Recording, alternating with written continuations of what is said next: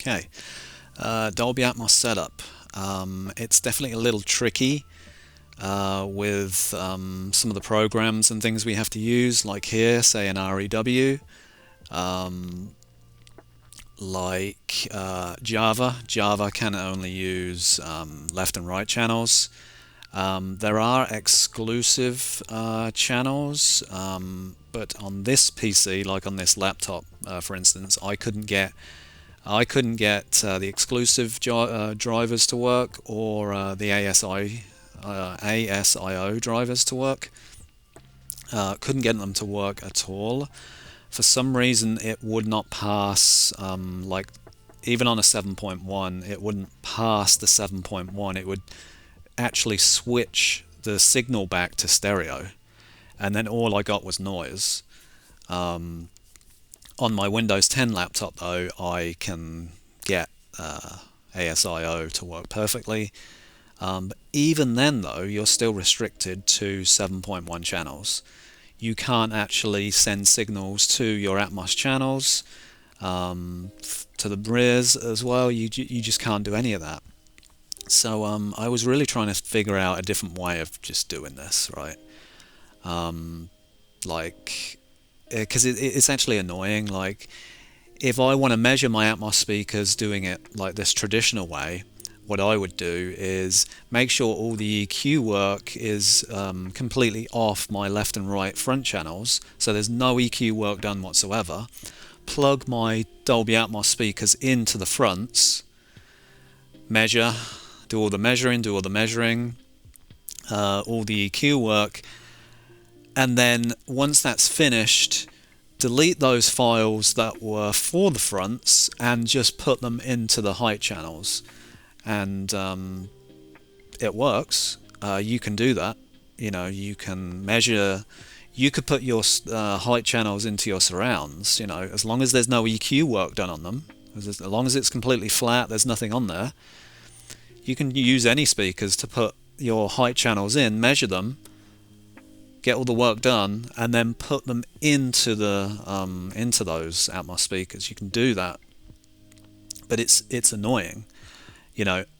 I actually have to get up now, and I probably need some exercise, but it's actually annoying to just do this, where I want something where I can just sit in my seat and EQ and just do every speaker, and I don't have to move. Even for the height channels, you don't have to do any of that. So yeah. So yeah, I've been doing EQ for a while. Probably 2 or 3 years now. I first started off doing the subwoofer and understanding how to do a subwoofer. What do I like in a subwoofer? All that type of stuff. I'm not going to be calibrating a subwoofer today. I'm going to calibrate my front speakers. Once I started getting into full range EQ, though, that's where a lot of learning needed to be. You really need to. When you do full range EQ from 20 Hertz to 20K, you really need to kind of think about how you do this. And it's honestly took me a long time to really understand how to do all this. There's lots of videos and resources on YouTube that are good. Some videos I feel like they just scratch the surface on things, and it's like I want more. I need more information to really understand how to do this myself. And another thing is that I guess you could sound quite picky about how the way my speakers actually sound. I don't know if that's just me, but I've for instance, if you run Odyssey, which is what I use, I have a Denon receiver. If you let Odyssey do the EQ work for you automatically, I've joked about this in the past and said it sounds like a Best Buy demo room, meaning that it sounds trash. If you turn Odyssey off and on, back on and on again, and it sounds better with it off, there's something just significantly wrong with automated software. I don't know any automated software that is just better than doing something manually. Unless you may be at Trinoff levels, you know, $16,000 processors and, you know, that type of level, maybe. I spoke to the Trinoff guys at a show in Raleigh just over the weekend, and yeah, I mean, I had a big conversation about them about, you know, all the room equalization that they do. It's pretty interesting, but yeah. So resources. I want to shout out to this guy, this YouTuber, Obsessive Compulsive Audiophile. I've been watching his stuff over the last month. I'm really, like, if you can see here with the red bars, I'm trying to watch as many videos as I can from him. And so there's a lot of, like, he does stuff like a lot of Odyssey hacks and things like that. And I'm not sure which video it was, but this might be it, actually. How I calibrated my stock Odyssey microphone, right? Basically what he did was he almost like reverse engineered he put the exact opposite EQ in of what the Odyssey microphone was actually missing. So compared to his microphone, which he, you know, would say is relatively perfect at measuring, whatever it was missing, he made an EQ curve, or essentially, he took out the difference.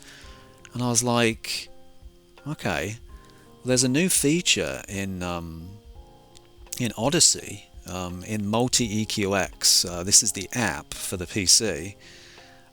This software costs $199, you know, $200. Some people might not like that, but for $200, I don't think there's anywhere else that you can get this level of control. I just don't think there's anything like this level of control for $200. I mean, this is full manual EQ. As long as you know what you're doing, you know, you do have to learn this stuff, but the level of work you can do in this app is just insane, and they've just made it better. You can now actually import curves, not just PEQ filters, and this is a complete game changer. I just tested it recently, the other day. I was shocked at how good this new method of EQ is. And normally what you do in this app is basically what me and say Joe and Tel, we kind of found out about this when it first came out, that you can actually stack EQs together, right? So Odyssey has a balancing system. It balances the volume, and in the subwoofer you don't want that. However, in the speakers it actually helps, because you can reconfigure almost your house curve, right? But it will balance it out perfectly for you as well. You won't lose volume by doing it. You could lower something by 10 dB. Because of the balancing system inside Odyssey, it just puts that at 0, right? We're now at 0. And if you measured a speaker at 75 dB before, it should measure about the same after. But in this new method, it may not, because you're actually importing an entire curve, not just now an EQ. So yeah, I was actually going to make a video here today on how do you stack EQs on top of themselves using Odyssey. But this new method literally just came out, I think, maybe a month ago, or even recently in a firmware. We're in 1.6776 now. And they have added the ability to import a target curve. Like I said, I think this is a game changer. So real quick, I just want to show you my setup really quick. This might be an intro video. I might do some stages, like this might just be the front speakers, because obviously this is going to take a while. And I like to, when I do videos, I do like to talk a lot, and it's not just because I like to talk. I like to explain the processes that I'm going through and that I had to do to get here. I don't want to just put up a 10-minute video and like, hey, this is how I do things, but people are still asking questions. They're like, how do you do this? How do you do that? So, you know, this might be a long video. So, yeah, this is my, this is where I'm sitting right now in the right seat, just to calibrate. And right here, I've took one of the cushions away. I'm doing this literally just for comfort though. Like I've left mine here just for comfort because I know I'm going to be here a while, and I left the other one in because I'm a little paranoid about you know, things being completely equal when I'm measuring and stuff like that. Typically though, what I've found is removing these cushions and removing this cushion is 100% the best way to measure your system. If you've got cushions in the way of the tweeter or even the woofers behind you, I have speakers behind me here, if you have that in the way, that is going to get in the way of the EQ work of the speaker. And the problem with that is, now depending on where you're sitting, like if you're sitting now high and you're above your EQ point and your ears are in line with the tweeters and say the woofer, the tonality is going to sound completely different. Now this is obviously true if you slouch like I do and stuff.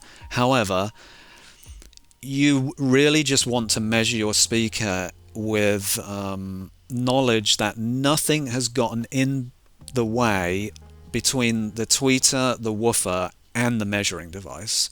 I've done it in the past, and my current system had that, because I thought, well, my head is below the cushion a lot of the time, so why don't I EQ for that? I don't think so.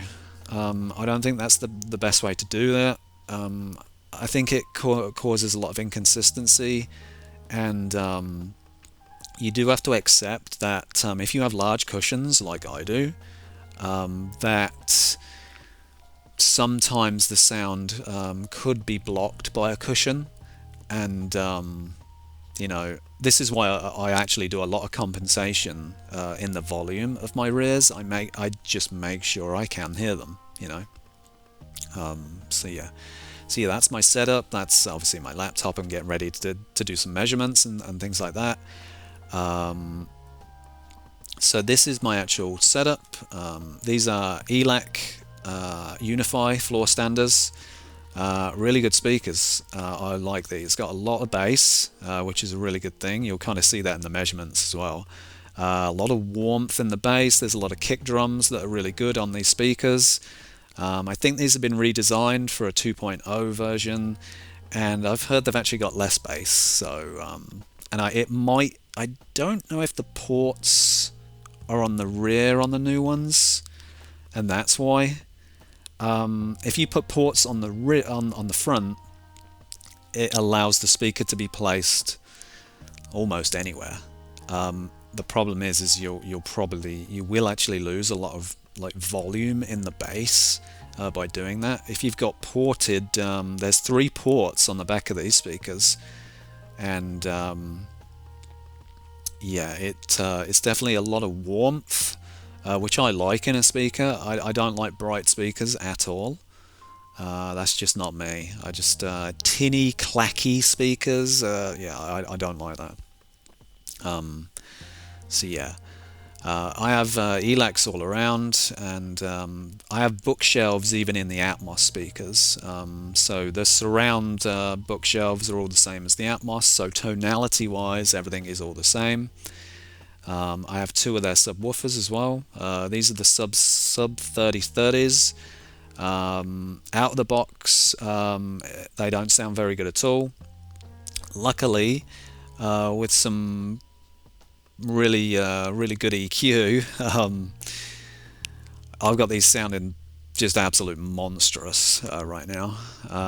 The biggest thing with subwoofers is making sure you have the power to do what you want, right? If you know you can do all the EQ work, even if you can take imperfect subwoofers like this, and as long as you have the power, you can really do what you want. Now you can't go beyond what the speakers say they can do. These measure down to 25 hertz, and I would say, yeah, that's about right, honestly. So yeah. So yeah, that's my setup. This is just a quick picture of the disc that I'm actually going to be using, because I'm not going to use any of the test tones from REW, none of them. I wanted to do this without and see if you could do it without. So I am actually a little still new to this. I haven't done a complete and entire system yet. I've just done my stereo left and right, and I've done the center speaker just recently, and I can honestly say I've never heard anything like it. So yeah. So yeah, this is on disc. This is a Blu-ray. This is a Blu-ray disc from Joe and Tell, Spatial Audio Calibration Toolkit. It has all of the channels that you need to measure. I think it even goes, yeah, I mean, we have wides here and stuff. Like, I think this is like 16. This must be 16 channels. There's a lot of stuff going on here. I use a 7.1.4 setup. Well, it's technically now 7.2.4. I think they're actually starting to call this now, however many subwoofers you actually have. So I have two. 2 is definitely a game changer as well with bass. It just provides much smoother bass. As long as you can time align them correctly, because that's a problem as well with subwoofers, getting everything time aligned right. There's a lot of stuff to learn here. So yeah, this is the disc. Excellent disc. Right, it really is an amazing disc. So this is like $100 as well, and look, I don't care really how much I have to pay for things. If I need a tool like this, I'm buying it. So it doesn't really matter to me what it is. Like, it's peanuts in the grand scheme of things, right? My receiver costs $2,000, right? My Blu-ray player, or my Panasonic here, Panasonic UB9000, it's $1,000. This having a disc costs 100, and Multi-EQX app costs 200. Is absolutely peanuts, considering what you can do with them. Now, knowing that you can import these target curves and you can get a perfect response, and I'm talking perfect. It's not just, hey, let's do a little bit of EQ work here and it's imperfect. No, it's 100% perfect with this new method of importing target curves. So yeah. So yeah, that's just my setup. Yeah, this is a Denon's X6500H. I've had it for 2.5 years since I moved into this house. Are we 3 years now? I mean, it could be 2.5 to 3 years. This thing's built like an absolute tank. It gets boiling hot to the touch, true, but this thing just keeps going and going and going. And I think the power's good too. It's either 120 watts a channel or it's 140. I think it's 140. I think it's around there. But for me, I've never actually heard it distort. And I play my movies loud, so might need a little dusting here. But hey, let's forget that. And maybe I hope that's not dust. So yeah, that's just my setup. Pretty decent. I mean, this is it's the best setup I've had. I'm happy with it.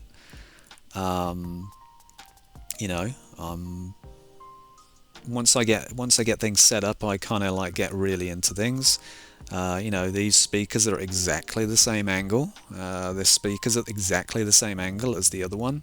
I bought an angling device or something on a laser angler on Amazon. These are all 15 degrees off axis. My Atmos speakers are 15 degrees off axis. Everything's just, you know, because I heard Andrew Jones listened to them in that way. So I set my speakers up in that way as well. So yeah, just some, yeah. So let's get going with this, because this is gonna yeah, this is probably going to be a long video. So yeah, so real quick, preferences. Make sure we have the UMIC 1 selected in REW. There is an exclusive driver here. I don't really know what that means. So if anyone can tell me exactly what they are, do you get more accuracy with them? I don't really know. But I've always used this anyway. We're not using the output device from REW. We're using a 90-degree calibration file. The mic is sticking up. And we're not actually using the equalizer. We're not using EQ from REW itself at all, which is again interesting. And my display is turned off, so that's probably my my 4K player's turned off as well. It's just timed out. So let me just get that going really quick. Okay, Odyssey. First off, we need to what I've done was make an empty calibration file here. This has all of the settings in that I need, and everything that's set up as I want in Odyssey. However, it doesn't have any of the EQ work done at all, none of it. So let's load that in. You can connect now directly to your receiver. This is the X6500H here. So I'm going to connect. All right, my 4K player's back on now. And just get things set up. Okay, we're connected. So yeah, we're not going to do that. Now, one thing you can do in this app is this is what the Odyssey microphone measured, right? You know, this is what it measured. You know, this is what it measured for the sub. Incomplete default, no calibration whatsoever. But what you can do is you can not uninclude this position.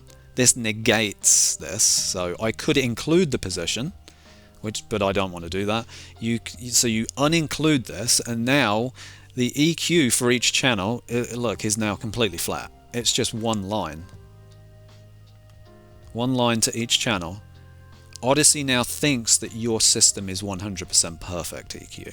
Right? There's no EQ work being applied to any of these channels. Right? None. So now this is where you import EQs, and you can import targets as well. It's going to be set up for individual channels. However, I'm only doing that for when I bring an EQ in or a target in, it is for both channels. I average them both. I mean, for me, I think I've got better sound doing it that way. So yeah. Now for me, the cutoff points here, the target cutoff points here, I turn them all off. I disable everything. Everything is disabled. Cutoff mode disabled. Rears, everything, subwoofer, everything is disabled. One of the reasons for that is, and I do it here as well.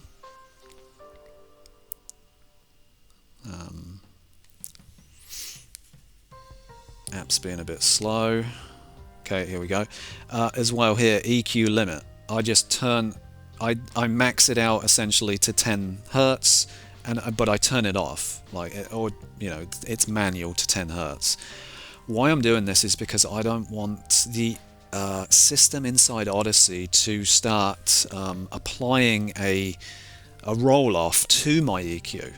Like, I'm doing the EQ work for a reason, because I need that EQ work done. And what you can do, or what Odyssey does, I believe it uses a second order curve. Import EQ. No. I'll talk about this later. But I think it rolls off at a second order. They've even got it down here. Order 2. So things are rolling off before the EQ has finished. I don't want that, right? So on both of these, it's going to take a long time again. Both of these, I don't want any of that to happen, right? None of the channels have this. They're all maxed out. 10 to 20, 10 Hertz to 20K. Everything's all manual. Subwoofers all manual, but the subwoofer I use mini DSP anyway, so we're not going to worry about that right now. So I've let Odyssey, what I use Odyssey for with this to do automatically is get all my distances, right? I think Odyssey is actually very good at that. It's actually, I think, one of the best. I think it gets distances really well done. If you notice, my subwoofer is 21 feet, right? And my fronts are 7 feet. So it's literally 3 times the distance. And yeah, that's really interesting. So yeah, just something to note there. All of my speakers are set to large. The reason for this in EQ is because we just want to get an idea of what the speaker itself is doing, right? We're not going to run these in large when we listen to them, but EQ work, we just need to see what the actual speaker's doing with no help from a subwoofer, no nothing, right? I don't want any of that.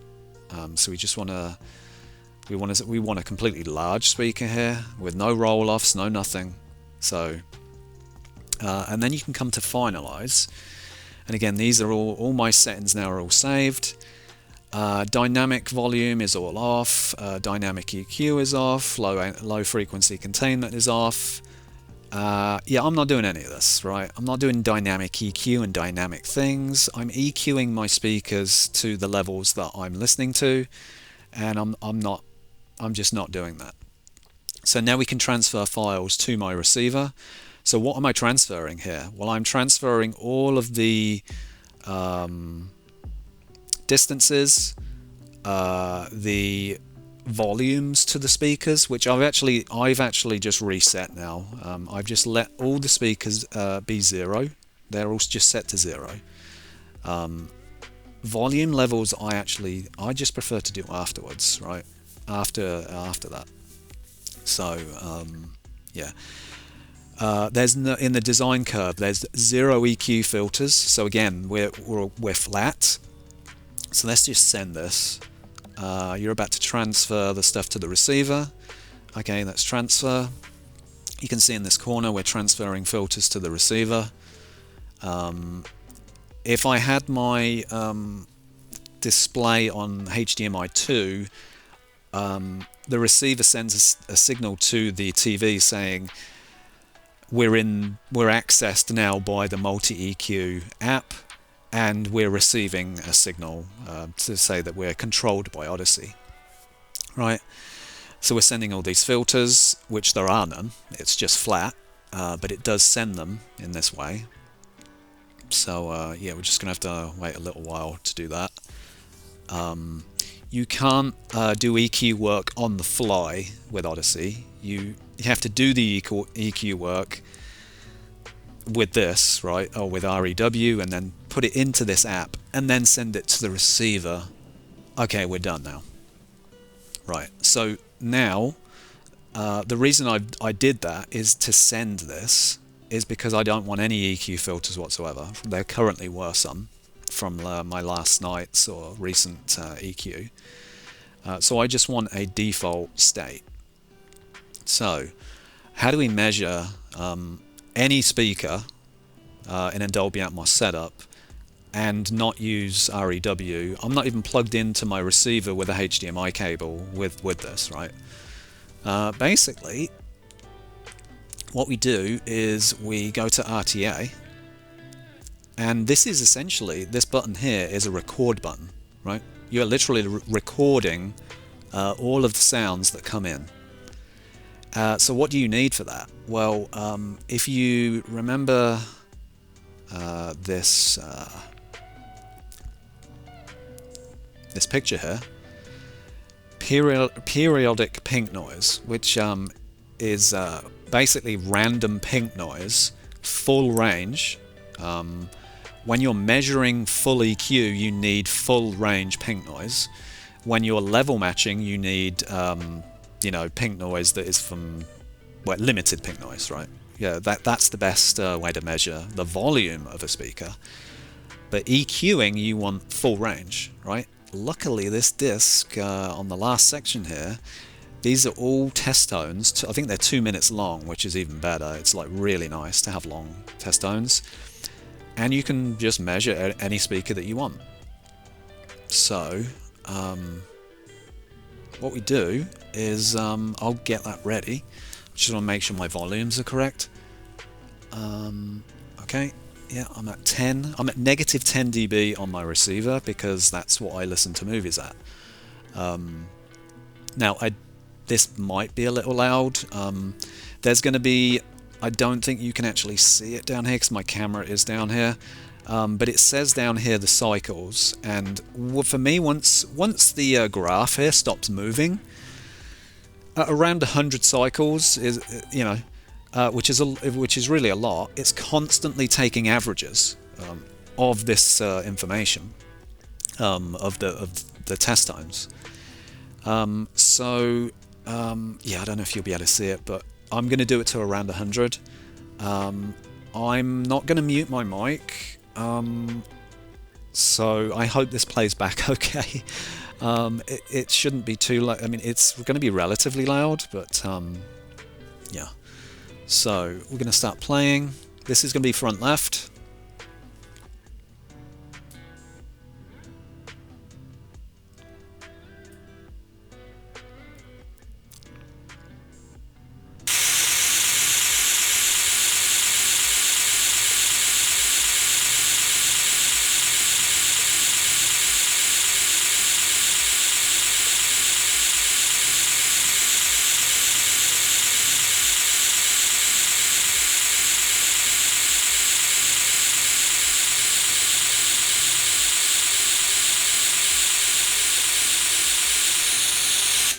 Okay.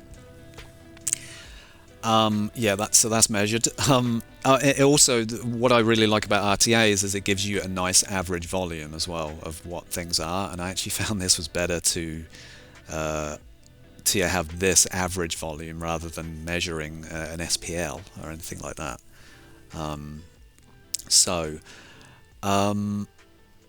Now, before what I should have done before this is just explain how this is set up. I don't know if you want to copy these settings. This is RTA 148. It says the most information that you can pull out of an RTA. There's no smoothing. The FFT length is 16K. Averages are forever. Hand window. Overlap 50%. This is a new feature because I'm using a beta version right now of REW. I left it as is. Joe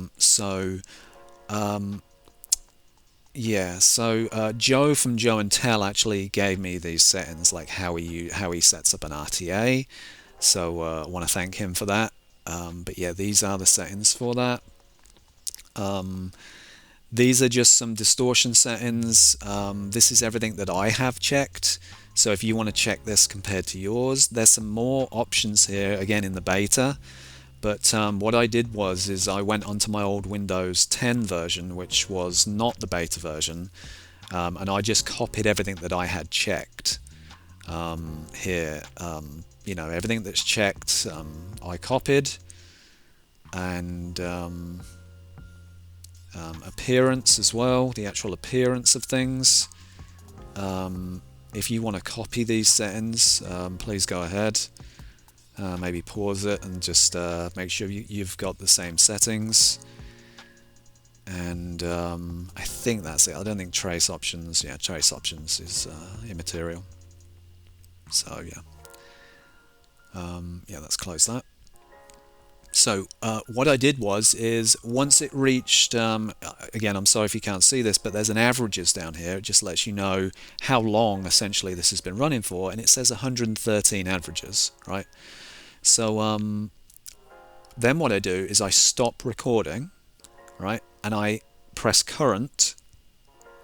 What that does, sorry. Right, what that does is it puts the reading now, or what we've measured, into the SPL essentially here, right? So always label stuff, yeah. Okay, left front. Let's measure that. Oh, I'll get that done. And in my opinion, I've done this a lot now, and psychoacoustic here is the best way, right? This is how, or is at least as close to how our ears hear things. I've tried other ones, and I've found that it's actually a little too clinical. Your sound just becomes way too clinical if you use you know, very other smoothing, right? There's too much detail here that we just do not hear, and you might be like, because I've thought this too, well, I want to create a perfect speaker even with this type of resolution. I don't think it actually works that way, because let's say this peak here, right, needed to be lowered by 5 dB. You're actually changing the EQ value of something by 5 dB here, and it might just make the sound just not sound right, especially around this region, around the 2K to 5K to 6K-ish. There's a lot of snare drums there. If you over EQ this, it sounds clacky, it just doesn't sound good, in my opinion.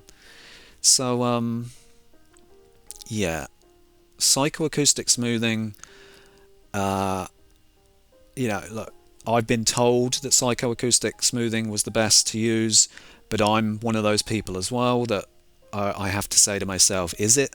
I like to test other things.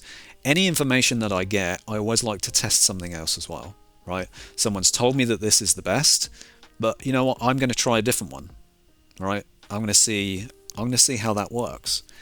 I'm that type of person because I need to know that the information that somebody's given me is correct.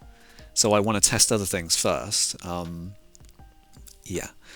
As well, look at these peaks, right? Compared to what we were just seeing, they're a lot smoother. They're a lot easier to EQ. And again, we literally are hearing this. This is how we hear. So all right, yeah. Let's actually measure the front right speaker now. RTA. We'll go full screen, and yeah, let's go. I'll press record in a minute when I hear the sound.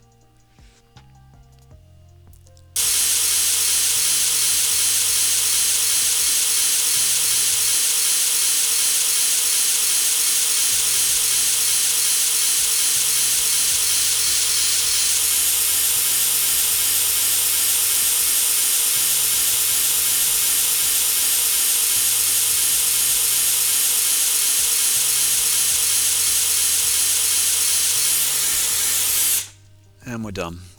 Okay, 108 averages on that one. And this is right front. Okay, and we'll put this psychoacoustic smoothing on that as well.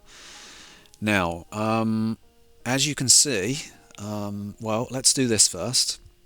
So in the old REW, you press this button, but in the new one, you get this new menu system. What you can do here is you can align SPL, right? You can use the average of the measurements, which I'm actually just not going to do for this. This might actually be better to do this when you're making sure the volume of each speaker is, you want to know that, hey, the right speaker is slightly lower in volume or higher in volume than your right or your left. You might want to do that, but for this specific scenario, I'm going to align it to 75 dB, right? So what this does is it's averaged out the volume of the front left and the front right, and now we have now we've got this, right? This has been averaged out. You're aligning the volume so they're both the same.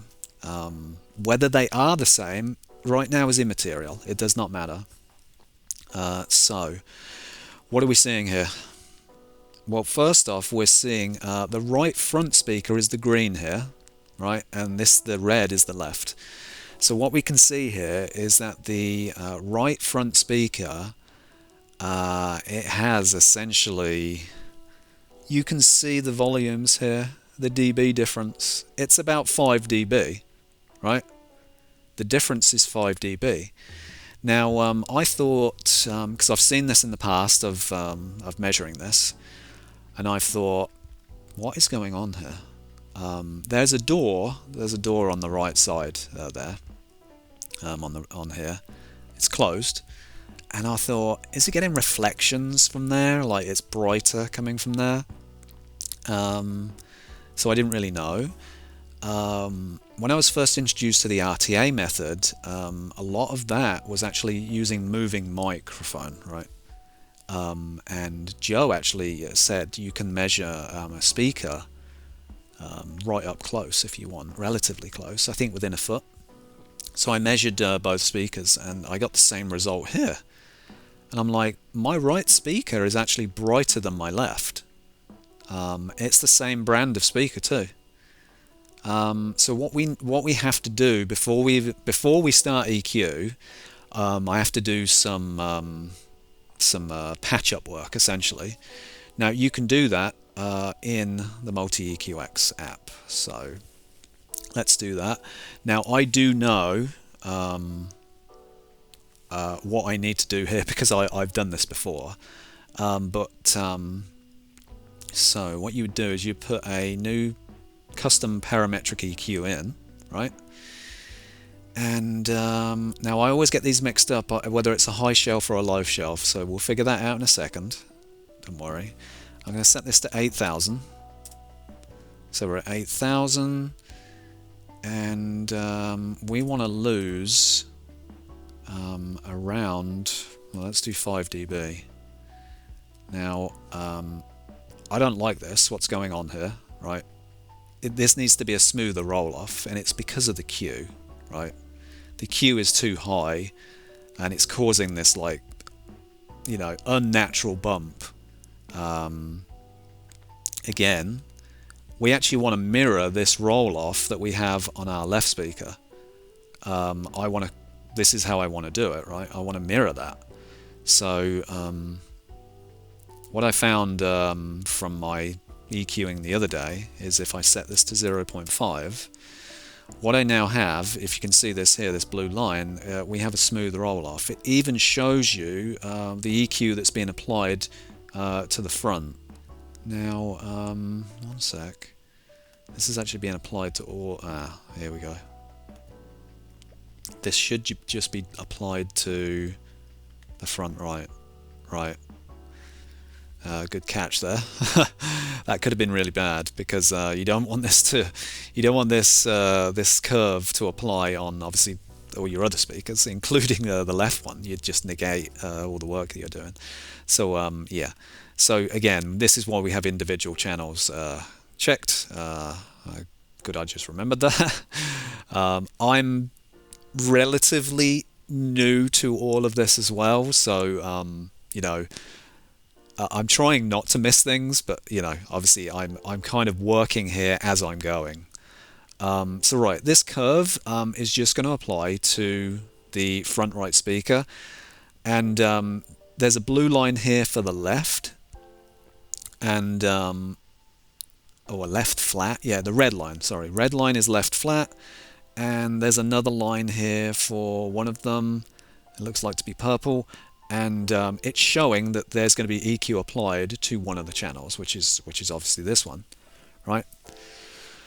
So let's go back into Finalize. Let's reconnect to the receiver, because it does disconnect you after you've sent your last EQ, and transfer filters, right? Now, I thought when I saw that 5 dB was a little heavy-handed for that speaker. At first I tested 2 dB, wasn't enough, 3 dB wasn't enough, and this is maybe something you would have to do as well. If you have a speaker that is like, look, this needs to be fixed before we EQ both together. This is why I thought this was a good speaker as well, or a good set of speakers to start with, because they're the only speakers that in my room where one of them is actually different tonality. It's a brighter speaker, and this is the first time that I've actually fixed this problem. You know, I've done all my EQs before where I've just averaged the left and the right speaker out. I've accepted that this one is a little brighter. Okay, so it says reconnect now. That means we've sent all the information to the receiver, and now we can remeasure, right? So yeah, we're trying to correct just for this. Now, you might be like, can't we just EQ the whole system individually and things like that?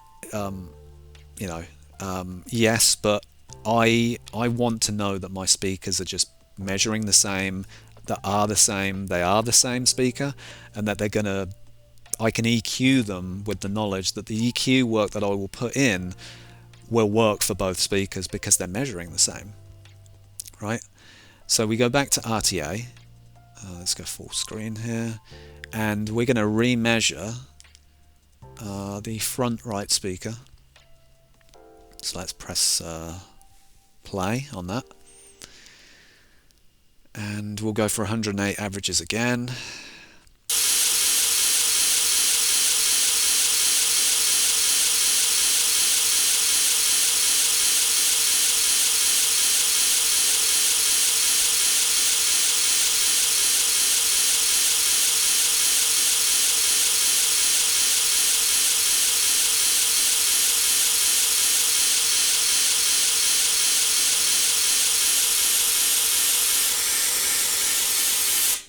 Okay, done. I got 118 there. Okay, right front fix, we'll call this. Let's apply psychoacoustic smoothing, and that's what we have. Let's turn off the front right. Now the volume difference may have changed there because we've applied, again with Odyssey, it has this self-balancing system, right? Some people may not like that, and you can turn it off. I actually like it. I think it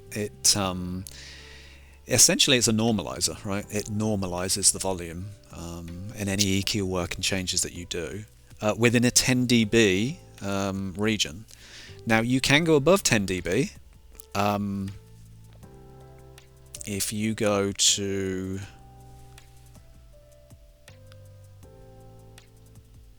actually sorry, you just go to settings. If you go to settings here, you can choose to measure in meters, feet, or even milliseconds. But if you come to features here, you can override the filter cut limit.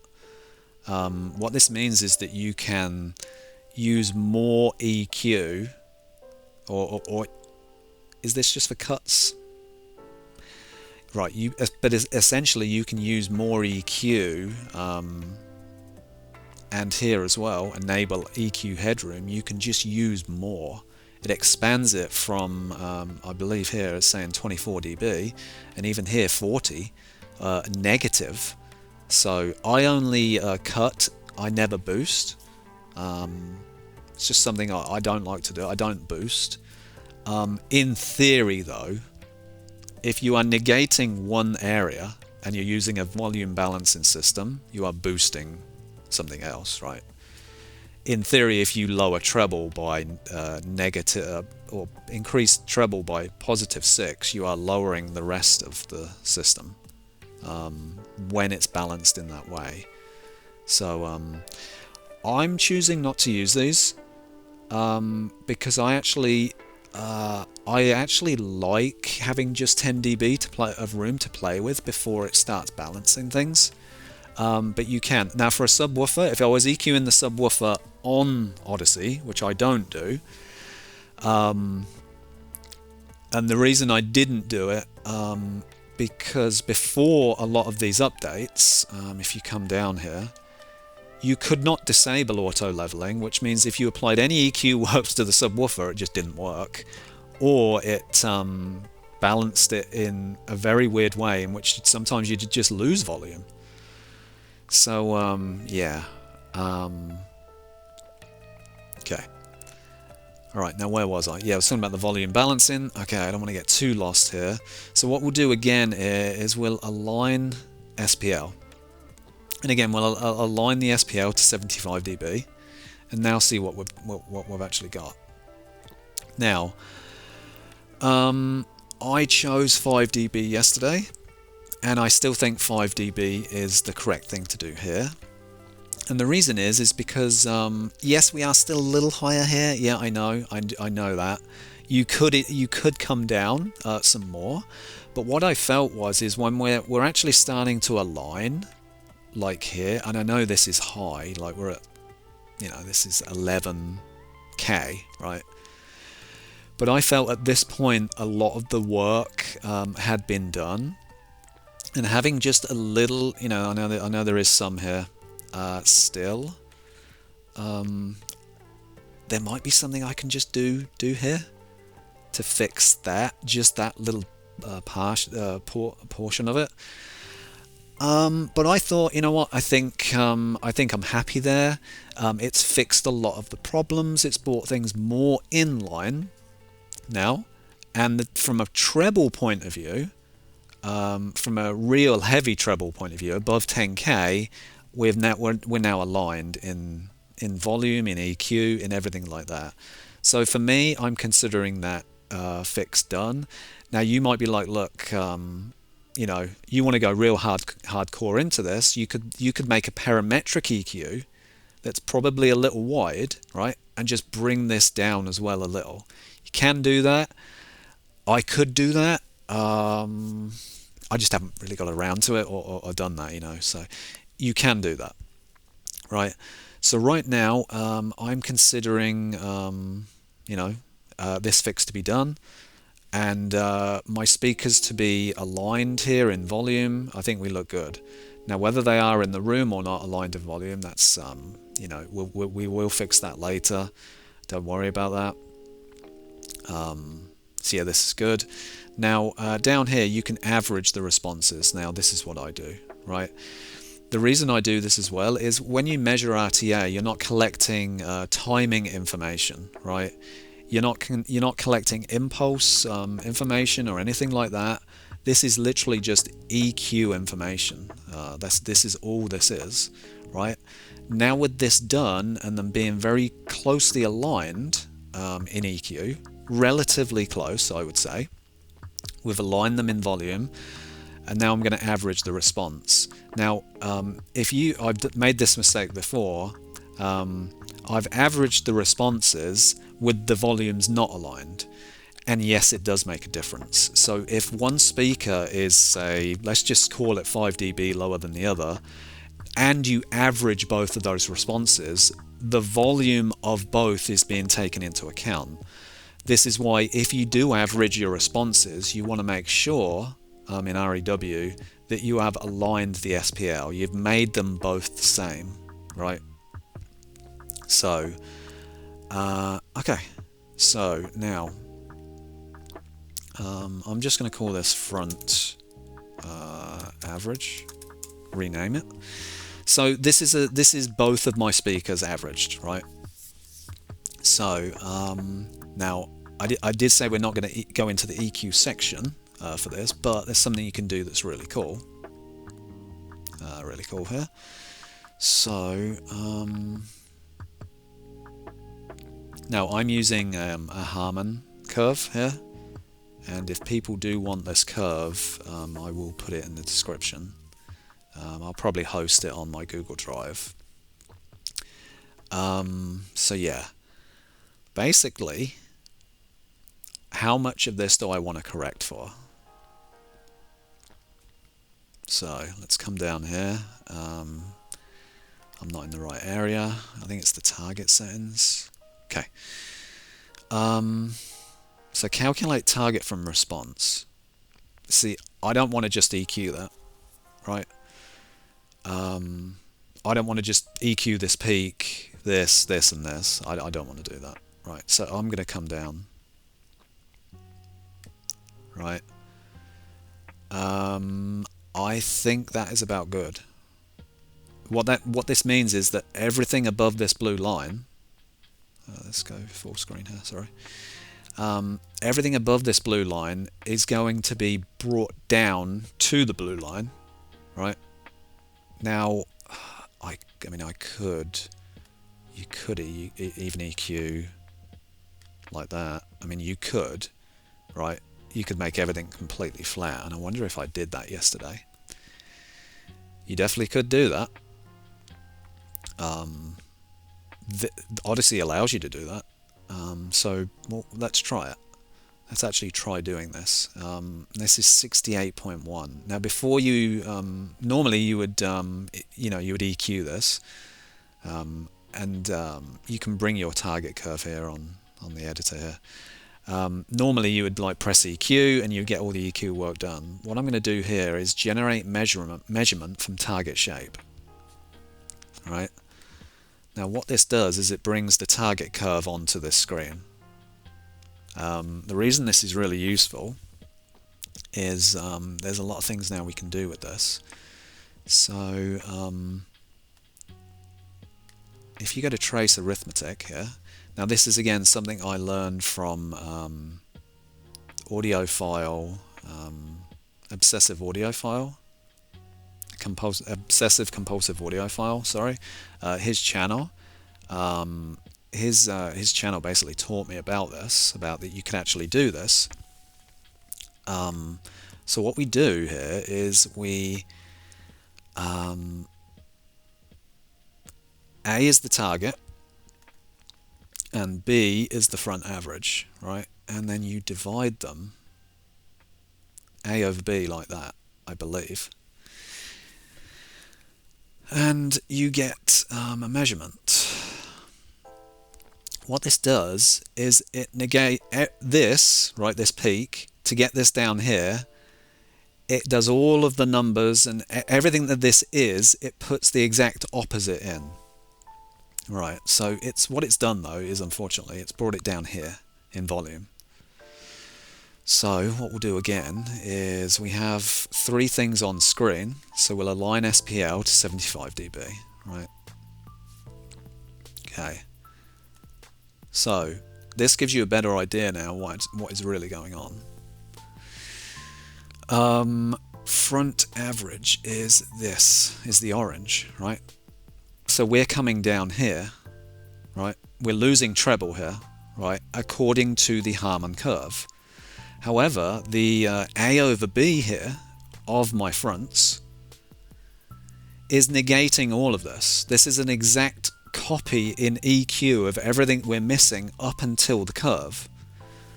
And I didn't know if this was going to work, that you could import this curve now into Odyssey in this way. I had no idea you could do this. So this is the target. Okay, so there's another discussion now I just want to get into really quick, and that is where do you want the EQ to stop, right? Do you want to, this peak here, right, this is free, right? This peak here is free at 60 Hertz, right? It's 62. The room is doing this, and it's not actually the speaker. If you measure the speakers up close, they're actually rolling off. You know, they're actually rolling off at like 70. I think, you know, they're going 50. They're going to be rolling off, right? They're just rolling off. But the room is doing this, so this is free bass. I like bass, and this is really now up to you. Do you like the amount of bass that this Harman curve, target curve, has given you, right? A lot of this area again is bass drum, having that, just that kick drum, anything like that that's got a little bit of energy in it, is around this area. So do you actually want to get rid of this? Now, another thing to say is 80 Hertz, by the way, is here. That's 80 Hertz. So when your speakers are set to small, you're rolling off anyway. And if you know anything about roll-offs, roll-offs are not brick walls. You don't get to 80 Hertz and then you roll off. You roll off before. So if you look here about where the EQ is actually crossing over, right, from itself, it's between here, which is 113 dB, and 84 dB, right? At this point, you may as well EQ to 80 dB, right, which is a little bit further in, I know. Why? Because, like I said, you're rolling off before this, before 80 Hertz, in small, when you set your speakers to small, it rolls off before that. It actually rolls off, I mean, even at 120, I think the roll-off is started. You're already coming down to 80, right? So this is going to be rolled off anyway. Yes, it's a 5 dB boost around the kick drum level. You might be like to me, I don't like that. I like my bass tighter, right? Then follow this curve. You can follow the curve, and I'll explain in a minute how to do that. Or like me, I like a little bit of warmth there in my bass, just around that kick drum area. And again, this is free. This is free, right? The room again is doing this for free. So I like to have just that little bit of punch in my bass. So I'm going to stop my EQ at 80, and there's going to be a roll off on the EQ anyway, because that's just how EQs work. You know, even on the EQ, there's going to be a roll off. So this should be a smoother transition anyway. The other way you could do this is if you were like, look, I want to follow the curve completely perfectly, I would cut the curve off there at around 48, because the blue, the A over B, it's putting in what you're missing here. You know, this is around 30 Hertz, and everything you're missing, it's trying to EQ for as well. I would not do that. Your speaker is rolling off naturally here, right? And you can really just EQ to that point. You don't want any boosting. I would not boost any of this. No way. There's no way I would do that. So if you wanted to do it this way, where you're like, look, I don't care for this boosty peak here at all, that is for free, I don't want that warmth, I would EQ there up to 48 Hertz, right? That's what I would do. Right now, though, I'm going to do it to 80. I want to keep some of this warmth here, and the reason is again, because the roll-off is going to start negating this anyway. My small speaker setup for 80 Hertz is going to negate some of this anyway.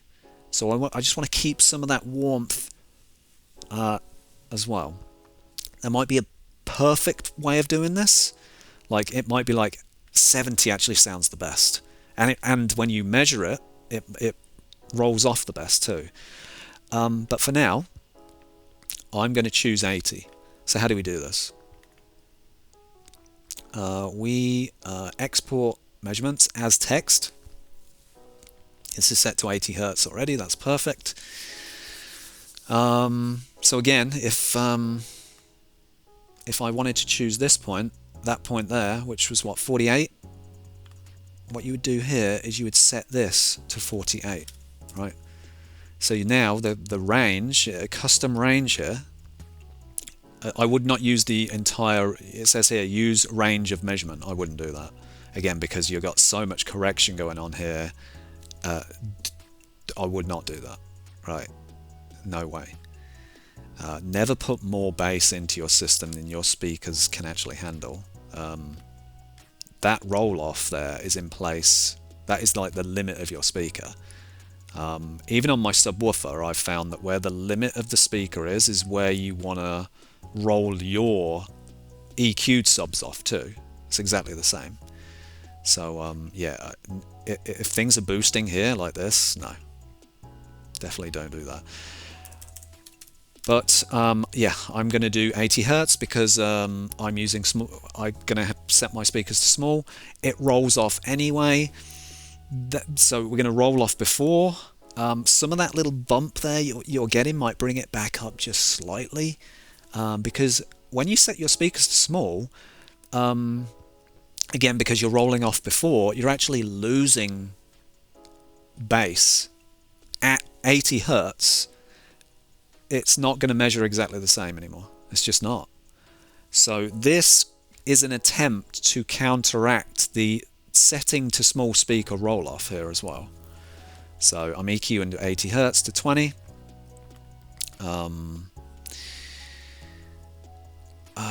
Use resolution of measurement. This is completely fine. Use smoothing for the measurement, which is the 148. It's the RTA. That's what the RTA is measuring. I found this to be fine. Use REW export format, recommended. I don't include any of these. It's export units is SPL, and there is a space to go from one measurement to the other. Okay.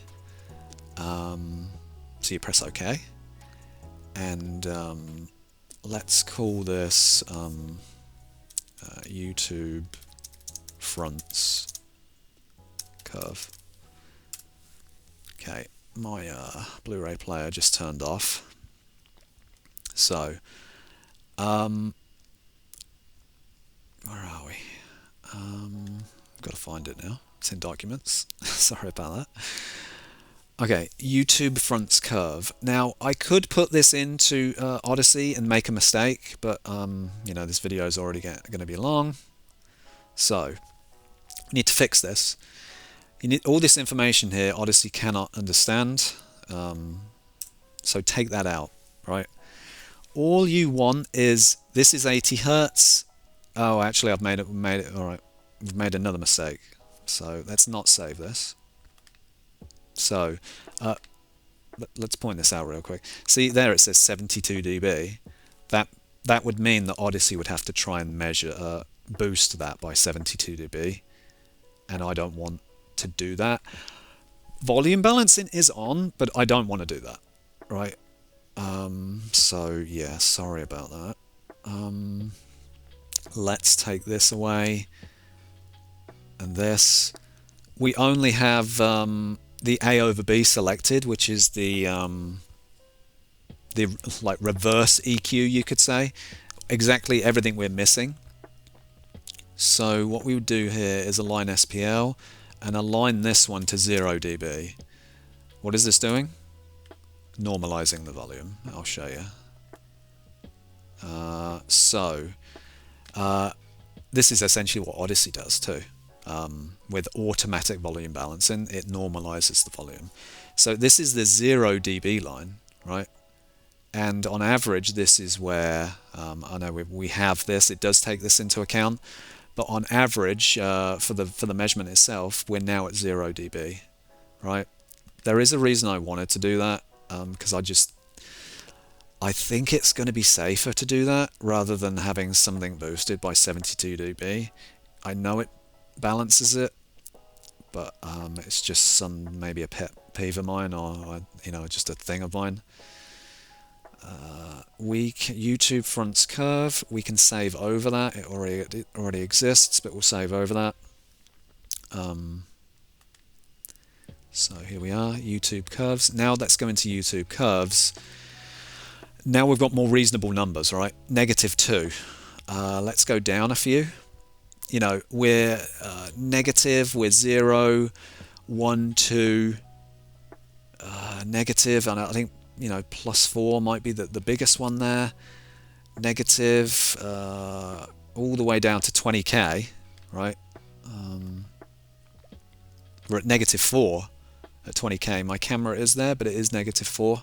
It's actually -4.5, right? So again, what this has done is if you put the SPL on 0, it normalizes the volume for Odyssey, basically.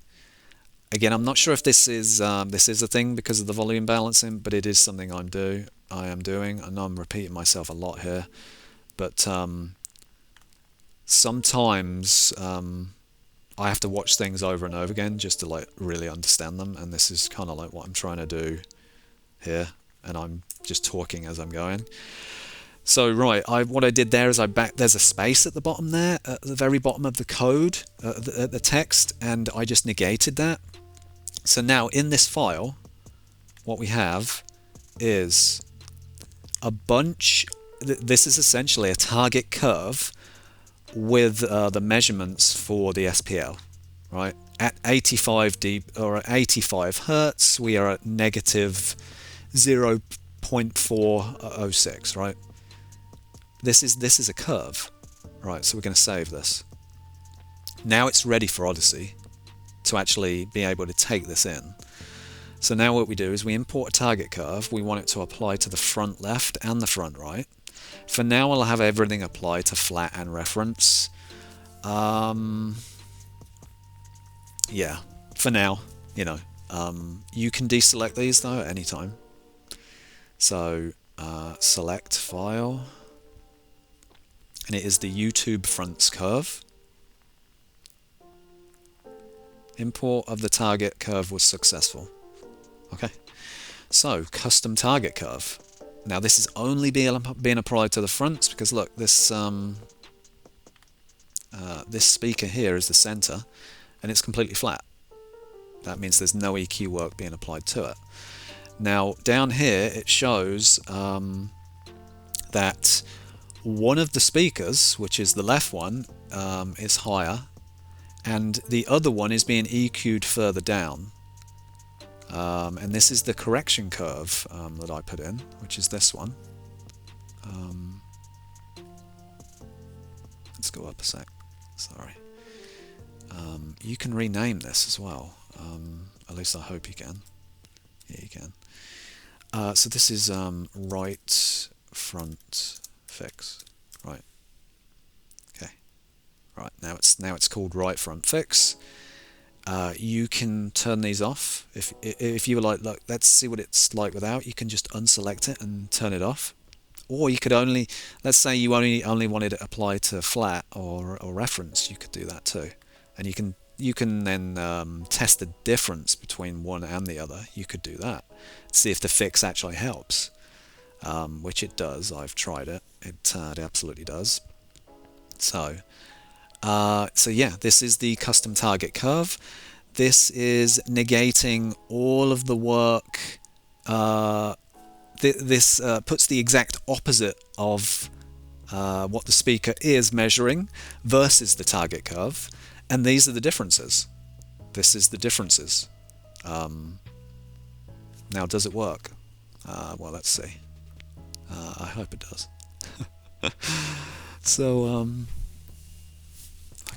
I might as well turn my 4K player back on. Let's reconnect to Odyssey, or the receiver. And, okay, we are reconnected. I'm just, yeah, just double checking we are connected.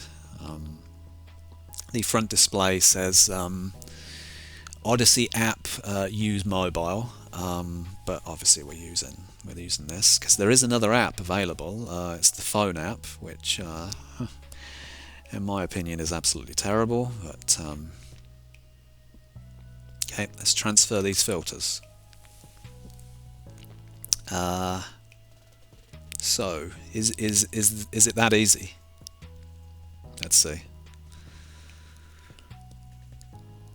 Because before, what I was doing is measuring, EQing, putting those EQ measurements in, like maybe 18 of them, right? My curve, compared to my speakers, looked better, right? I'm EQing to my target, and it looked better, but more work needed to be done. So you start stacking EQs, which this system allows you to do. Because of the volume balancing, it just allows you to keep stacking as many as you want. And I was like, okay, but this is going to be the way we do it. Okay, that's done. But then, yeah, I found this system of importing target curves, and I was very impressed by it. Let's just say that. So, wait, where are we? Oh, okay. We don't have any of the others turned on. Front target average. Front average. Okay.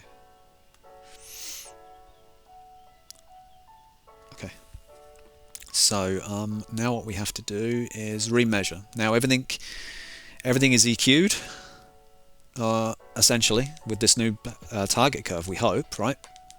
Hopefully all the work's been done. So we go to periodic pink noise, and we choose front left. Let's go to the RTA and get ready and measure this again.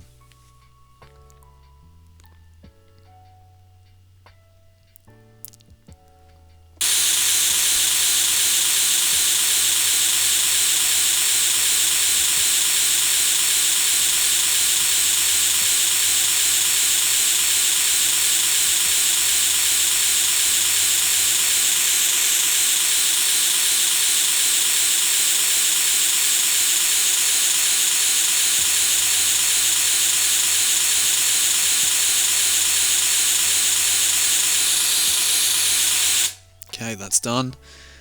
And so what is that? That is front left cal. That is front left cal. We are going to smooth it.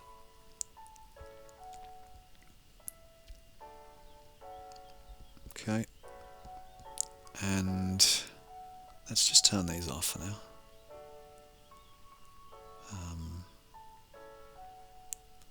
What other one do I have on? That one. Okay. Front left cal, and let's do the front right.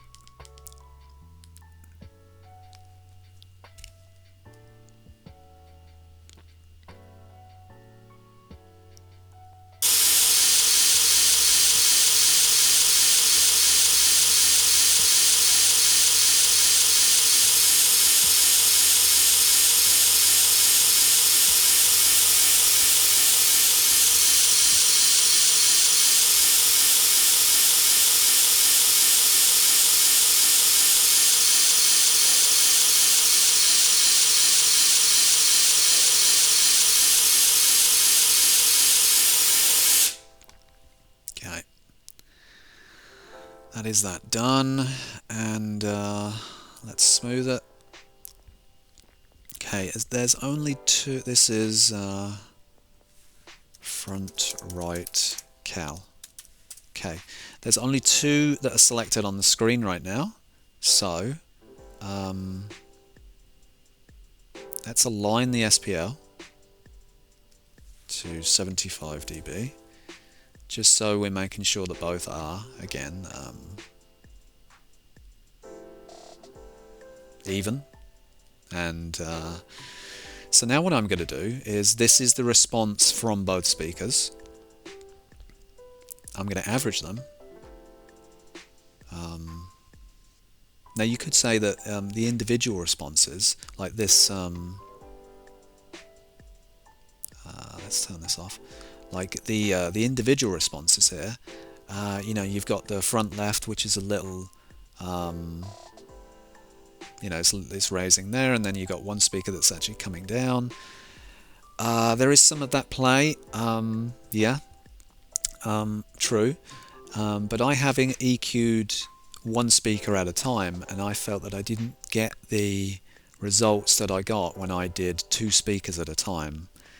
I'm not quite sure why that is, but look, that is it. You can try doing, you know, individual speaker. You get one speaker absolutely perfect, and then you get the other speaker absolutely perfect. You can do that, definitely. It's just I'm happy with this. Averaging the two of the sounds, and then seeing how well it tracks. Right, so this is the average. So this is front average cal, right? Front average cal. Where is a target curve? Target curve is there, right? So, what have we got here? We've basically got our two speakers now calibrated to exactly, pretty much within reason, you know, to this curve. This is a Harman curve now in green, right here.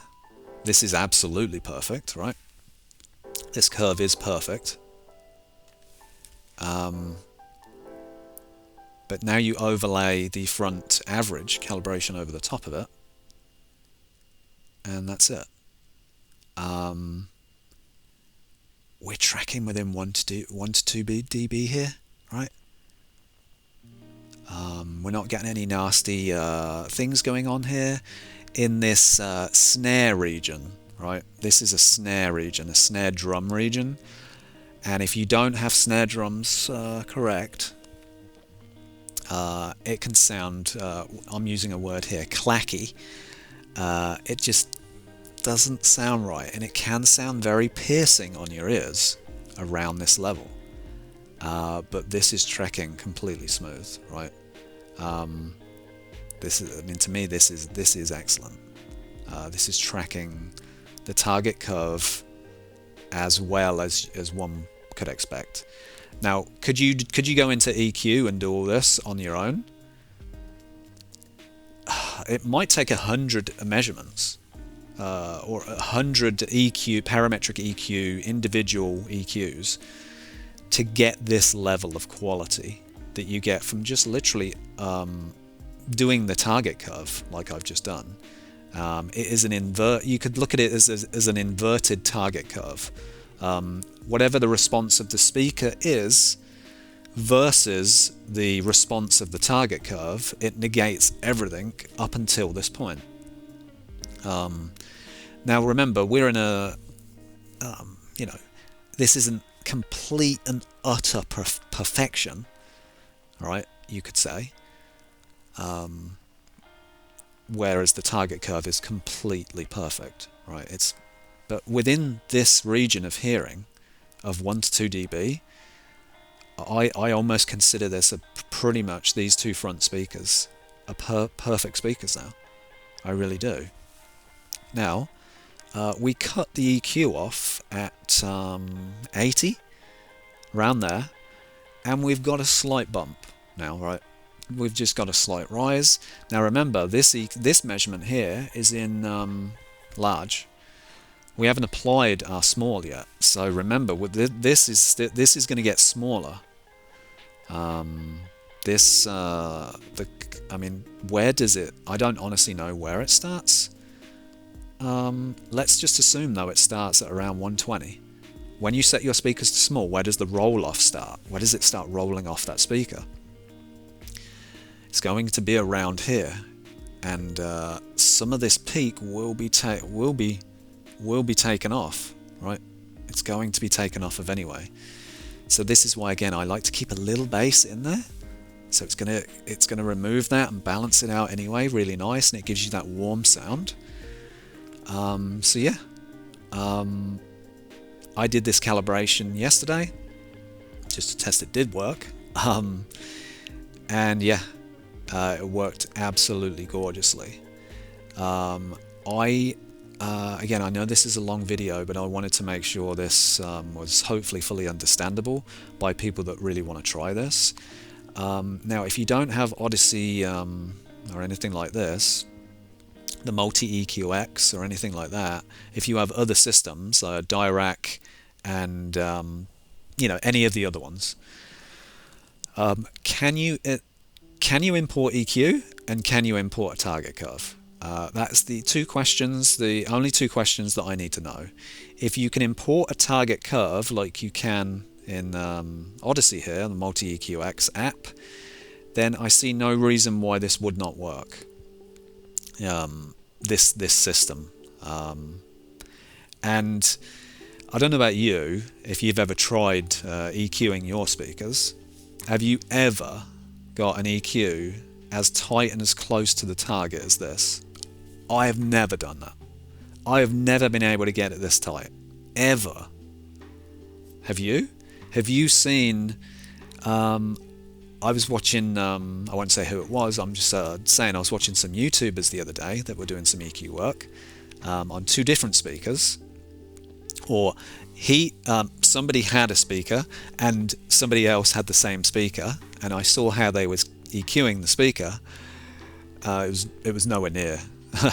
You know, it was beyond. It was way off of this target. You know, this is tracking perfect up until 80 dB, where your roll off is going to happen anyway. Tracks absolutely perfectly. Before I go, and I know this video is long, I may as well talk about how it sounds. So, in North Carolina, which is where I live, there's a high-end audio store. It's called Audio Advice, right? And I go there, you know, occasionally just to dream a little and hear some high-end sound, see what it sounds like. I told the guy in there, I said, well, this music sounds a little harsh on my system, so can I hear it on a high-end system? And they were like, sure.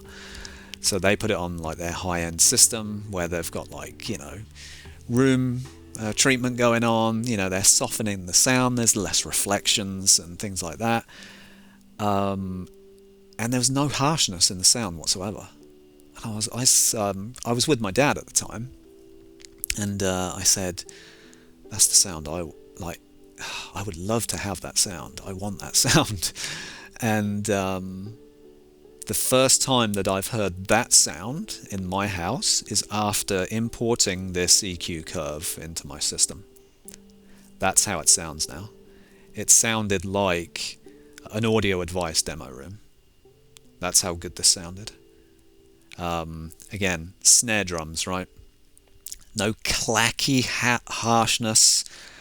No clacky harshness on those snare drums here that you get from a lot of speakers. It's not driving overly bright or anything like that. If you see, where's the average, the front average before? So this is what was happening before, you know, the front average, right? I'm losing bass here. There's no warmth, right? Between 200 and 100 hertz, there's a lot of warmth in symphonies, right? That music scores by John Williams and stuff like that, you know, in the movies like Pirates of the Caribbean and stuff like that, there's a lot of warmth here that you need in your system. And my speakers just didn't have that. They had that bassy punch, yeah. This is the orange line I'm talking about here. This was before. But you have that shallow sound. You have bass thud, but there's a shallowness there that you're missing, right? Well, the EQ is, look at this EQ here, it's completely smoothed all that out, right?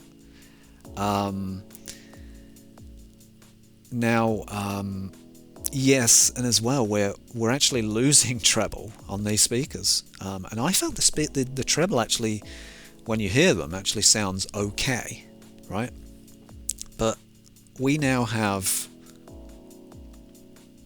incredible treble all the way down here, and it's I listened to some music, Tubular Bells, if anybody knows it, Tubular Bells 2, Mike Oldfield. I think the only version you can still get, which is actually the very best version that was ever made, is on CD, I think. I don't think you can get it on MQA or DSD files, or a FLAC file. I don't think you can.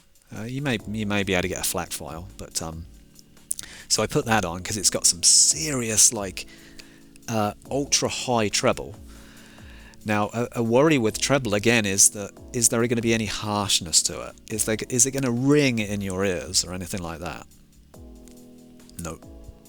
Again, this was like an audio advice demo room, but it's now in my house. I'm not joking. You know, this isn't like, oh, this guy is full of it. You know, it's there's no way that it can sound like an audio advice demo room. No, I'm being for real here. It does. It has that level of clarity, and there is no harshness in the sound whatsoever.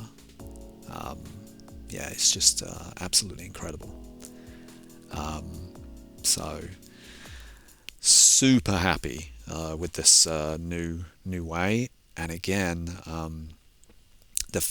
I don't know if Odyssey meant, because I talked to Joe from Joe and Tell quite a bit. I try and message him on on Instagram and things like that, and just say hello every once in a while. And the way me and him think, sometimes I think it is very, very similar, because one of the first things I thought about when I was doing these EQs, I was like, can I stack them? Can I put them on top of each other? I don't think Odyssey really meant for you to do that, even though you can do it. And this target curve, I think what Odyssey meant for you to do was this target curve here in green, which is the Harman curve. I think what they meant for you to do is put that in, right?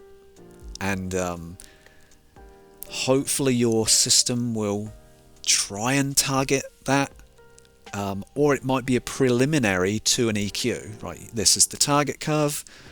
Then you go into the app and you remeasure, and then you do some EQ work and blah blah blah blah blah. My assumption is that is how they meant for this to work. I don't know if they meant for this to be I only need one EQ now, right?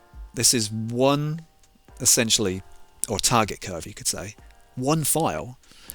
I've talked to Joe about this before. We've had 120 or 200 EQ imports for all of our Dolby Atmos system before.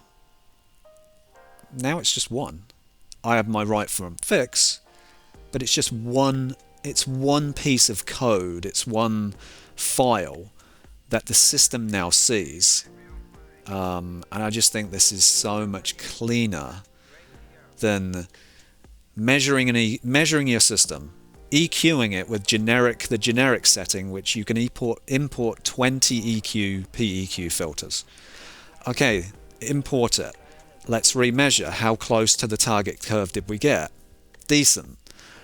Let's take the new measurement. Let's EQ that.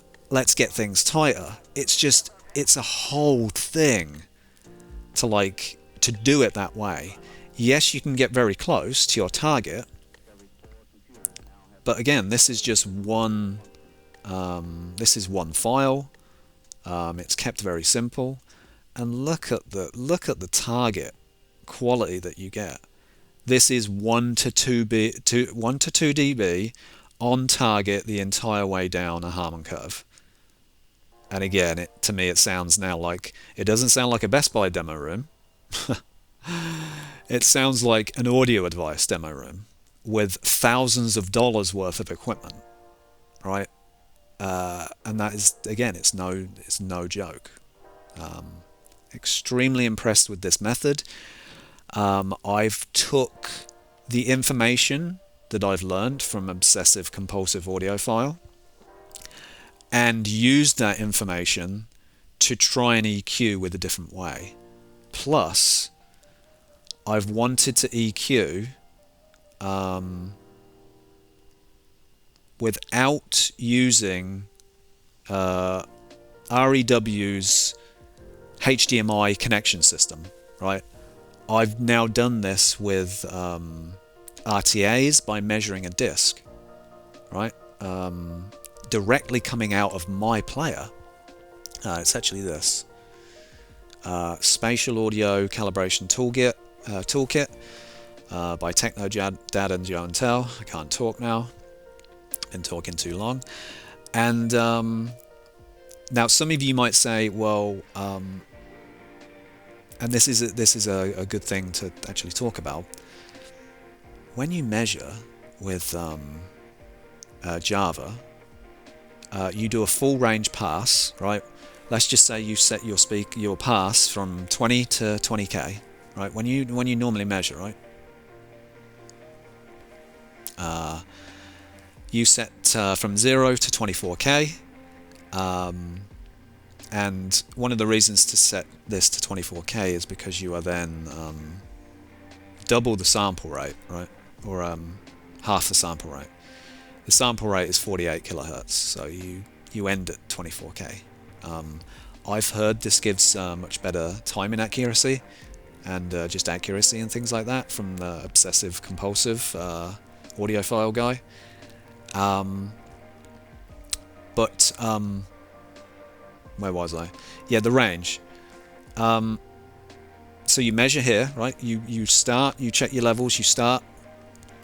You get this whole mess with all the lines, all the reflections in your room and things like that. Then what you do is you would use the graph here and then you would psychoacoustically smooth.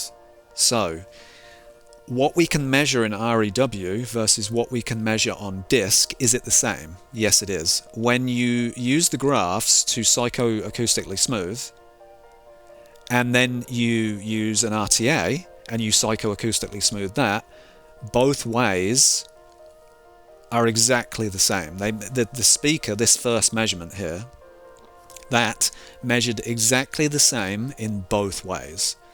This showed me that the patterns, or not the patterns, the test tones on this disc, because they're full range, they're essentially what they're doing is constantly blasting out a full range signal from 0 or maybe 20, but I think it's 0, right, or 10 hertz, right, probably 10 hertz to 20k constantly.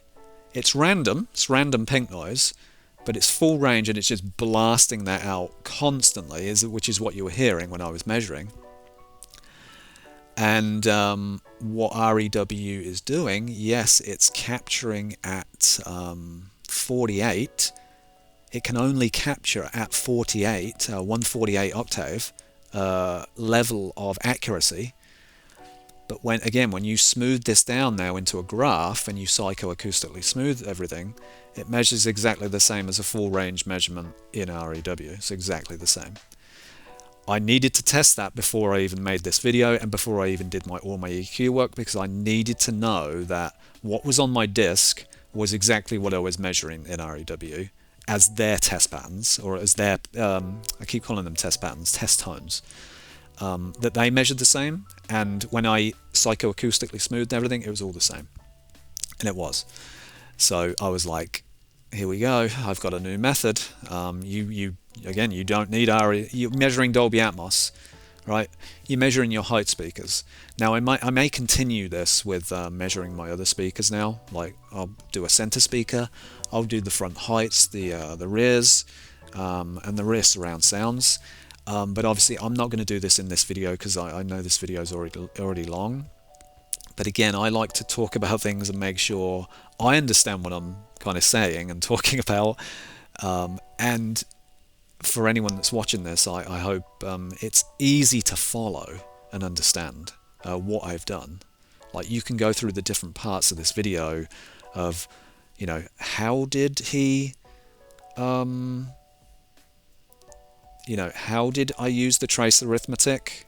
The target A by the front average, and then it's A divided by B, and then you generate, I just wanted to make this simple and easy to understand. I'm in the process now of calibrating my whole system this way. Right now I've done the fronts, I've done the center speaker, and well, let's just say this, I've never heard my system sound this way. I demoed Ready Player One last night, and I was shocked. Again, the demo room at Audio Advice, I've demoed Ready Player One there, and it sounded absolutely incredible. That treble tightness, the dialogue quality again now is, because I do make a lot of complaints about dialogue quality. I do reviews of movies, and I always comment about dialogue quality, can you hear it, and everything like that. But the dialogue now is just so clear from the center speaker. And my big issue has always been, if I have too much brightness, does it sound harsh? Now it doesn't. This curve, this roll off here, which is what, 4.5 dB, I think we said. The Harman target curve is around 4.5 dB roll off. That allows treble to sound splashy, you could say, and detailed. Splashy probably isn't a good word, but detailed, fine, airy, and things like that.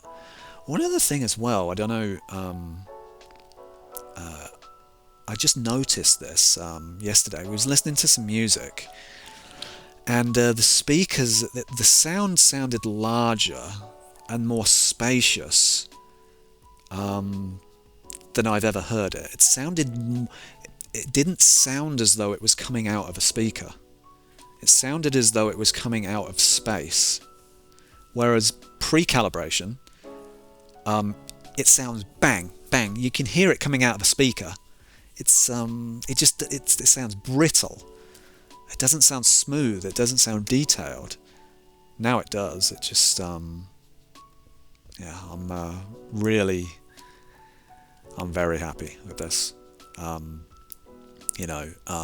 You can take, I think the floor standards here are like $1,200, so they're not too expensive, but they're in the mid-range, right? We're not into high-end or anything like that, but they're in mid-range, and now I've heard these are like difficult to drive and things like that. I disagree. I think they're completely fine, and after calibration, it just sounds silky smooth. So what this does suggest to me, and I was talking about this before about my subwoofers and just speakers in general, is if you are willing to put in the EQ work like this, right, to all of your speakers, for the most part, I would say, buy any speaker that you like the look of, and I really mean that. I want my speaker to look this way. Okay, as long as it has the power to do what you want. Now, power-wise, 150 watts, 100 watts, what do you need? What do you honestly need for a speaker to be able to play loud, to do everything that you want it to do, and then obviously to apply, essentially like this, a perfect EQ filter in one measurement as a target curve. You could buy speakers that were imperfect, and you knew they were, and you knew that they were cheaper because they were imperfect. You could just EQ it this way, right? And it could sound as good as the speakers that you were going to spend, what, $500 more on? Easily. Because to me, this EQ, or this filter, whichever you want to call it, EQ and filter, target curve, this has made my speakers sound like going from a $1,200 speaker, which they're good sounding, they're decent sounding speakers, right? To me, honestly, I know I might be overreaching here, but I've demoed $5,000 speakers, and they sound more like that now. They have that level of clarity with no harshness, superb detail, airiness in that treble area that you just don't get with this. This here, this default, and this has been smoothed obviously, but you don't get this. You know, the default speaker just doesn't give you that. And you might be like, well, it's how far off are we? It is. It makes a huge difference. This all the way down. It just does. It makes a massive difference having it EQ'd all the way down. That's another thing as well.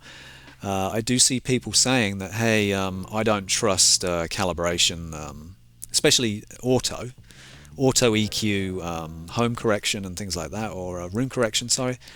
And I stop my EQ at 250 Hertz or 500 Hertz. I've thought about this before, and I'm like, yeah, just let the speaker be the speaker and let all this go. No way, not now, not with this system. This system's too good. Again, this has changed my speakers from a $1,200 speaker, which sound fairly decent, a little hollow, you could say, to just, you know, professional demo room sound that I heard in the Audio Advice Live. I went there as well in Raleigh. This was at the weekend. I went there, demoed some systems there, and this is this type of sound that this is probably giving you. So very impressed by some of the stuff they had there on that show. So alright, I think I've been talking for long enough now. I don't know how long this video is. I guess I'll see when I press stop, but I do appreciate you watching all of this.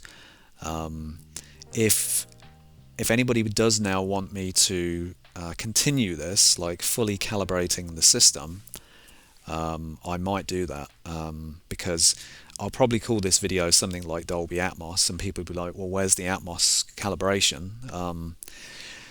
The reason I just what I'm really trying to show you here is that because I have on disc you know, the test tones, that you can just listen to you know, now the center speaker, put that EQ in, import, select the file, and just put it in.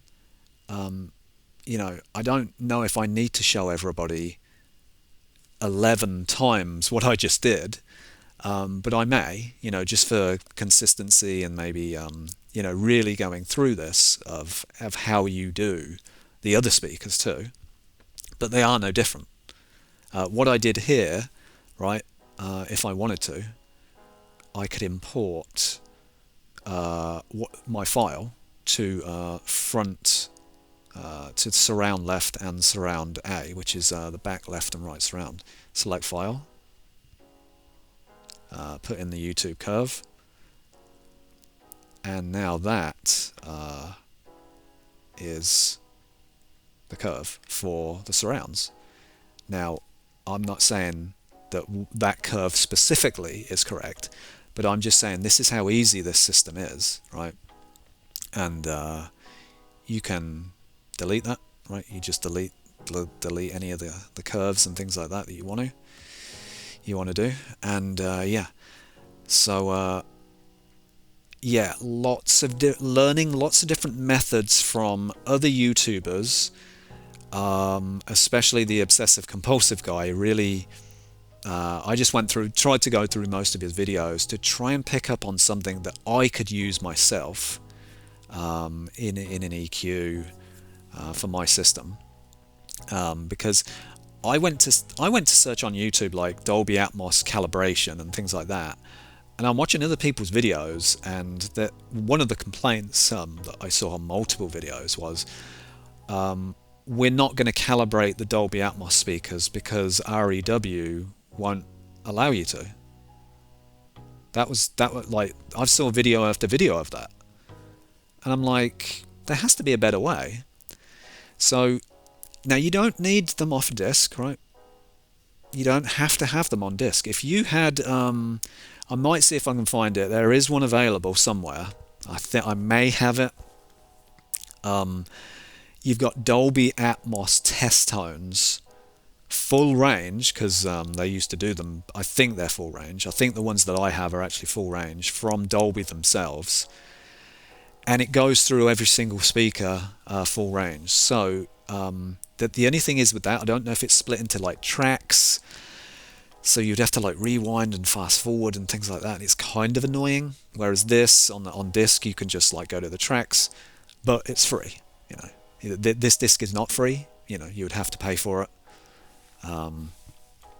Or if you've got your own test tones, you know how to, like, say, record from REW a full range test tone, record it, and then you know how to put it into other speakers. If you know how to do that, then hey, that's fine too. You can do that. You know, I wanted to buy the disc to support Joe and Techno Dad and things like that. And I'm a physical media guy, right? If I think people need, you know, support, like the Spears and Munsell disc and things like that, I bought 2 of those. You know, I'm a big supporter of physical media and people going out of their way to produce what I think is good content. It's all on a disc, it's on a menu, it's very easy and things like that. I think it's a good thing. So, all right. I think that's enough now.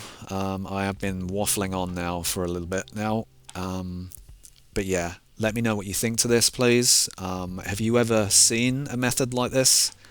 The only time I've seen this type of method and anywhere close to it is this guy's obsessive compulsive. Anything close to it is this. Everybody else is not, from what I've seen, is not doing this, right? Is not doing this level, this type of EQ on their speakers, and getting these good results. Now, if there is a YouTuber that has done this type of stuff, or this level of quality as well, the sound quality that you're getting, and the target tracking this easy and this good, yeah, please let me know. I'm always looking to watch other YouTubers to see how they do things, because sometimes in one video I can watch a video and I thought the video was okay, but there was one thing in there that I'm like, I loved the way this guy did this, and I'm going to use this now on my next calibration. So I'm kind of like that. I like to watch different videos and see if there's anything in there that I'm like, that's a good idea. I can try that too. So, but yeah, if you know anyone like that, I would say this is I think this is advanced EQ. I think this is at an advanced level. You know, but again, I've tried to make this as simple as possible. All you need is I've got a U-Mic 1 here, which is what, $100. I've got a 4K player. I've got some test tones on there. That was $100. REW is free, but again, if you're like me, if you use free software and you use it more than once, or at least for 6 months, right? I encourage everybody to give a donation to anyone that does free software like this, and you get some value out of it. This is what I do. My general rule of thumb is if I've been using something either significant amounts in a short period of time, and it was just an excellent app, or it's a great program like this, I will donate. That's just the way it is. You know, if somebody's put all this work in to make something free and have a free system, and a lot of it runs on donations like this, I think it's extremely valuable to support these type of programs, especially REW. It's one of the best free programs I've ever used for sound. That is, it's just incredible. It's just absolutely amazing. And yeah, okay, that is enough. That's the end of the video. I do appreciate it. Please leave a comment. Tell me what you think. I don't think I missed anything, but if there is some things you want to know, And again, if you want to see other speakers like my center speaker, I think what I'm going to do is, most of this again is going to be the same, but I might do the center speaker because it's only one speaker, and then I'll do my Atmos speakers as well. So yeah, again, I appreciate you watching, and I hope this video has been a great help to people really trying to get that sound that they've always wanted, but they've been EQing it and it's like, it sounds okay, but you know, and then you've been using this and it stacks, and it's like, it's been a whole thing, and it's never as good as you've really hoped. I hope this is a system where you're like, well, I think this is, I can follow this, it's easy, and it just gives great sound. This is the best EQ I've seen, I think, on any system, even on fellow YouTubers and things like that. I've never seen EQ as good as this, and I've personally never heard a sound just sound so good. Again, from $1,200 speakers, that's not out of reach for anyone, I don't think. So, yeah. Thanks for watching. Have a good day. Bye.